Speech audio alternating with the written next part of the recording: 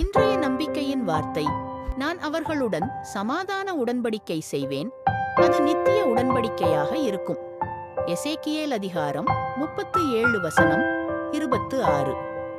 உங்களுடன் வாக்குவாதங்களில் ஈடுபடுபவர்களை குறித்தும் அல்லது உங்களை தவறாக புரிந்து கொள்பவர்களை குறித்தும் நீங்கள் தொடர்ந்து கவலைப்படுகிறீர்களா?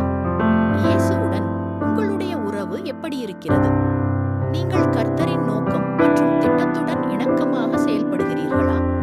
உங்கள் தற்போதைய சூழ்நிலைகளைப் பற்றி கவலைப்பட்டு நேரத்தை வீணடிப்பதற்கு பதிலாக கர்த்தருடன் இணக்கமாக இருக்க முக்கியத்துவம் கொடுங்கள். பிரச்சனைகள் மற்றும் அவற்றை ஏற்படுத்தும் நபர்களை விட கர்த்தரின் திட்டத்திற்கு முன்னுரிமை கொடுங்கள். நீங்கள் கர்த்தரில் கவனம் செலுத்தினால் அவர் உங்களுடன் ஒரு நித்திய சமாதான உடன்படிக்கை செய்வார். அப்பொழுது உங்கள் எதிரிகள் கூட உங்களுடன் சமாதானமாக இருக்க விரும்புவார்கள். ஜெபம்: கர்த்தராகிய இயேசுவே, என்னுடன் உமது சமாதான உடன்படிக்கையை நிலைநாட்டும். ஆமென்.